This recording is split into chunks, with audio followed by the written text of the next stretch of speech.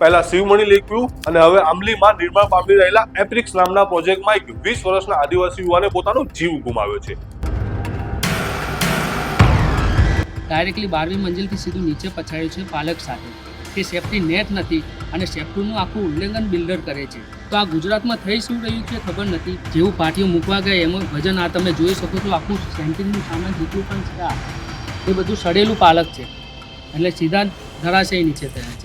આ અહીંયા મજૂરો પોતાના ગામ છોડીને અહીંયા મરવા નથી આવતા।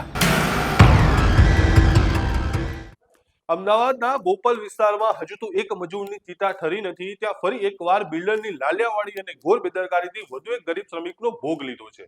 પહેલા શિવમણી લેક્યુ અને હવે આંબલીમાં નિર્માણ પામી રહેલા એપ્રિક્સ નામના પ્રોજેક્ટમાં એક 20 વર્ષના આદિવાસી યુવાને પોતાનો જીવ ગુમાવ્યો છે। આ માત્ર અકસ્માત નથી, આ બિલ્ડરો દ્વારા કરવામાં આવેલું એક સિસ્ટમેટિક મર્ડર છે। કેમ? કારણ કે અહીં મજૂરના જીવ કરતા બિલ્ડરોને પોતાનો નફો વાલો છે। શું આ વિસ્તારના બિલ્ડરો માટે મજૂરોના જીવની કોઈ કિંમત જ નથી? શું તંત્ર માત્ર તમાશો જોવા માટે બેઠું છે? વિગતવાર ઘટનાની ચર્ચા કરીશું। નમસ્કાર, હું છું સંજય દેસાઈ અને તમે જોઈ રહ્યા છો લલકા ન્યૂઝ।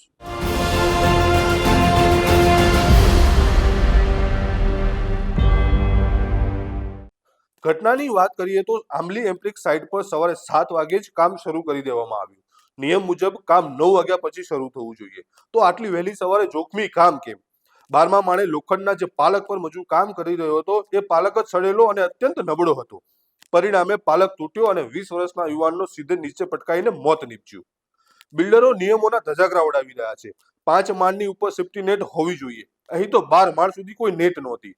સેફ્ટી બિલ્ડ જેવા મજૂર પાસે સુરક્ષાના કોઈ સાધન નહોતા અને સાઇટ પર જ હજુ પણ એવા અનેક પાલક છે જે ગમે ત્યારે તૂટી શકે છે। સૌથી મોટો સવાલ તો તંત્ર સામે છે। ત્યારે કોઈ મજૂર મરે છે ત્યારે પોલીસ સમાધાન કરાવવા કેમ દોડી આવે છે? એફઆઈઆરમાં જવાબદારોના નામ કેમ નહોતી લેવામાં આવતા? શું પોલીસ અને રેરા આ અધિકારીઓ ઊંઘી રહ્યા છે? રેરા જેવી સંસ્થા જે ગ્રાહકોની હિતની વાતો કરે છે તે આવી સાઇટ પર મજૂરોની સુરક્ષા બાબતે કેમ મૌન છે? એપ્રિક્સ અને શિવમણી જેવા ગ્રુપ્સની બેદરકારી સામે કડક દાખલો કેમ બેસાડવામાં આવતો નથી? અહીંયા સવારે 7:40 છે।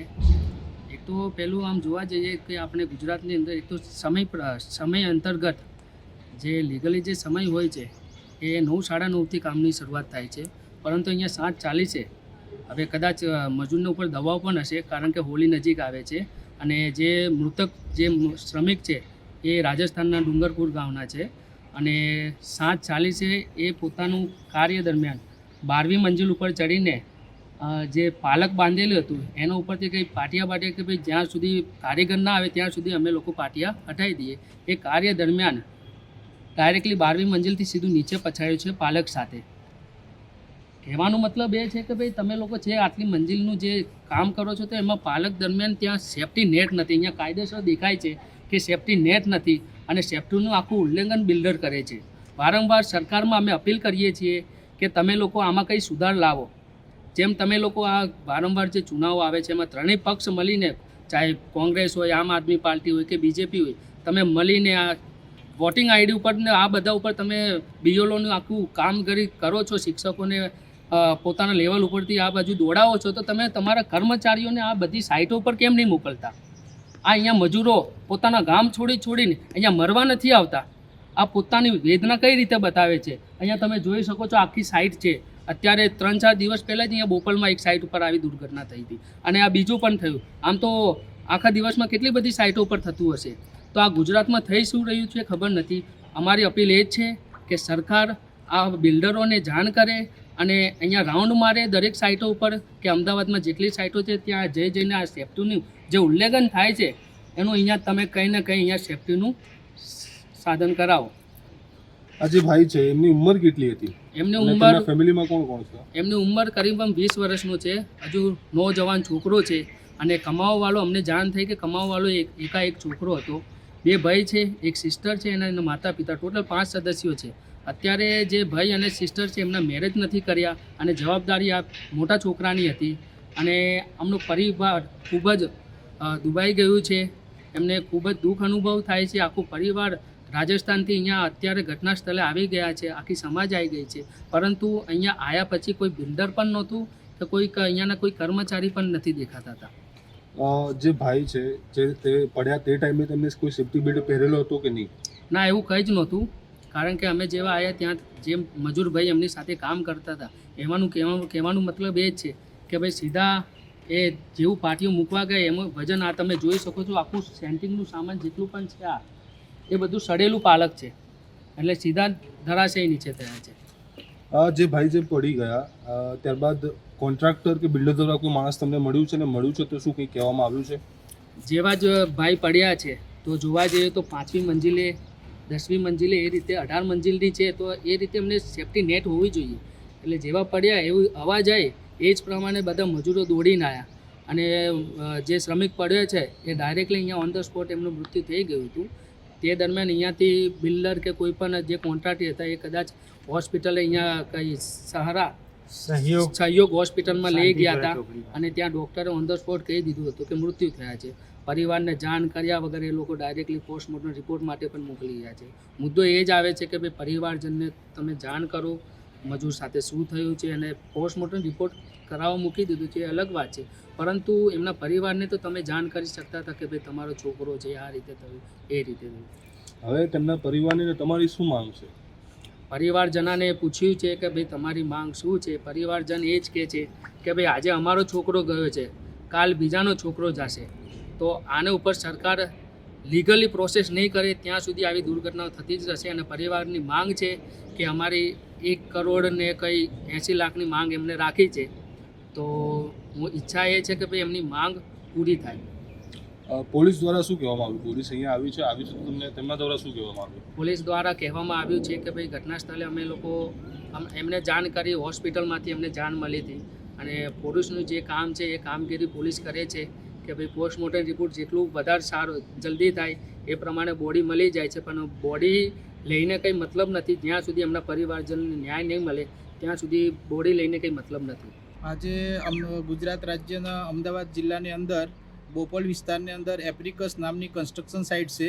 એ કન્સ્ટ્રક્શન સાઇટ ઉપર એક જે વરસાદ કરીને એક છોકરો હતો જે મજૂરી કામ કરતા હતો. એ દરમિયાન એપ્રિકસ જે કન્સ્ટ્રક્શન સાઇટ છે એના ઉપર રેરાની ગાઈડલાઇન મુજબ એમને સેફ્ટી ન હોવાથી આજે એ ભાઈ 12મા માળથી નીચે પડવાથી ઓન ધ સ્પોટ એને ઘટના સ્થળ ઉપર મરણ થઈ ગયેલ છે. અને આના માટે સરકારની એટલી બધી પ્રોવિઝન છે તેમ છતાં જે કન્સ્ટ્રક્શન સાઇટ ઉપર જે બિલ્ડરો છે એ બિલ્ડરો પોતાની મનમાની ચલાવે છે. મજદૂરો પ્રત્યે એમને ધ્યાન આપતા નથી. સરકાર વારંવાર એની ઘણી બધી યોજનાઓ છે એ યોજનાઓને 100% ઇમ્પ્લિમેન્ટ નથી થતું, જેના કારણે આજે આ મજદૂર નાના વર્ગ છે એનું શોષણ થાય છે, અત્યાચાર થાય છે. મિનિમમ વેજીસ મુજબ એમને પગાર પણ આપતો નથી. અને આવી રીતના વારંવાર દર મહિનાને 10થી 15 ઘટનાઓ આવી વારંવાર થતી હોય છે.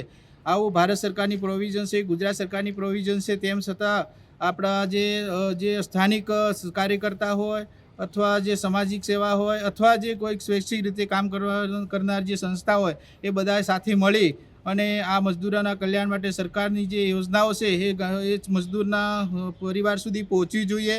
અને બિલ્ડરોને પણ પોતે સેન્સિટાઇઝ હોવા જોઈએ. જે કન્સ્ટ્રક્શન સાઇટ કરોડોની બિલ્ડિંગ બનાવવામાં આવતું હોય છે, તેમ છતાં મજદૂરોને એક પશુની જેમ વ્યવહાર કરવામાં આવતો હોય છે, જે ઘોર અન્યાય છે. એટલે આજ હું એ કહેવા માગું છું કે જે ગુજરાત સરકારની રેરા મુજબની જે ગાઈડલાઇન છે એનું કન્સ્ટ્રક્શન સાઇટ ઉપરના તમામ બિલ્ડરો પોતાનું ધ્યાન રાખે અને મજદૂરોનું પ્રોટેક્શન કરે એવી મારી આશા અને અપેક્ષા છે અને એનું 100% ઇમ્પ્લિમેન્ટ થશે એવી આશા છે. રેરા અને સરકારની સેફ્ટીને લઈને કઈ ગાઈડલાઈનો છે? સેફ્ટીને લઈને ગુજરાત સરકારના બાંધકામ વિભાગ દ્વારા તથા રેરાની અંદર બાંધકામ કન્સ્ટ્રક્શન સાઇટની એન્જિનિયરિંગની પણ ગાઈડલાઇન છે. પ્લસ જે કન્સ્ટ્રક્શનનું જે બિલ્ડર પાયાથી લઈને ઉપર સુધી જે બાંધકામ કરવામાં આવતું હોય એના માટે પણ સરકારે અલગ અલગ વિભાગ વાઇઝ ગાઈડલાઇન બહાર પાડેલી છે. એ ગાઈડલાઇનનું 100% ઇમ્પ્લિમેન્ટ થતું નથી, જેના કારણે આજે મજદૂર શોષિત થાય છે. આ જે બિલ્ડિંગ છે તેમાં સેફ્ટી પૂરી પાડવામાં આવી રહી છે કે નહીં? આજે તમે અહીંયા બધા હાજર છો, તમારી હાજરીની અંદર હું એકલો નથી બોલતો, પણ જ્યારે સમાજને એક ન્યાય આપવાની વાત થાય ત્યારે એક સારા વકીલ તરીકે મારી ફરજ છે કે જે આપણા જે ગરીબ મજદૂરો છે એને સાચો ન્યાય મળે અને સરકારનો જે યોજનાઓ છે એ લોકો સુધી પહોંચે. આપ આપણી નજર સામે જોઈ શકો છો, ક્યાંય સેફ્ટી દેખાતી નથી. જો જેના કારણે જો સેફ્ટી હોત તો આજે મજદૂર બચી ગયો હોય, એનો પરિવાર પણ આજે નાના બાળક છે, એના માતા પિતા છે, એનું કોઈ આજે નથી આ દુનિયામાં. એટલા માટે જો સેફ્ટી રાખી હોય તો આજે આ દિવસની ઘટના ના થત. મિત્રો, આ ગરીબ મજૂરોના લોહીથી ખરડાયેલી ઇમારતોમાં રહેવા જનારા લોકોને કદાચ ખબર પણ નહીં હોય કે તેમની છત નીચે કોઈ આખું ઘર ઉજળી ગયું છે. બિલ્ડર અને કોન્ટ્રાક્ટરના પાપનો ઘોડો હવે ભરાઈ ગયો છે. જ્યાં સુધી એપ્રિક્સ અને શિવમણી ગ્રુપ જેવા બિલ્ડરોના લાયસન્સ તાત્કાલિક રદ નહીં થાય અને બેદરકાર પોલીસ અધિકારીઓ સામે તપાસ નહીં થાય ને, ત્યાં સુધી આ લોકોની આંખ નહીં ખુલે. તમારું શું માનવું છે? આ બિલ્ડરોને જેલ ભેગા ના કરવા જોઈએ? ખાખી વર્દી બિલ્ડરોના દબાણમાં કામ કરી રહી છે. તમારો અભિપ્રાય અમને કોમેન્ટ બોક્સમાં જરૂરથી જણાવો અને અમારી ચેનલ લલકાર ન્યૂઝને લાઇક, શેર અને સબસ્ક્રાઇબ કરવાનું ભૂલતા નહીં મિત્રો.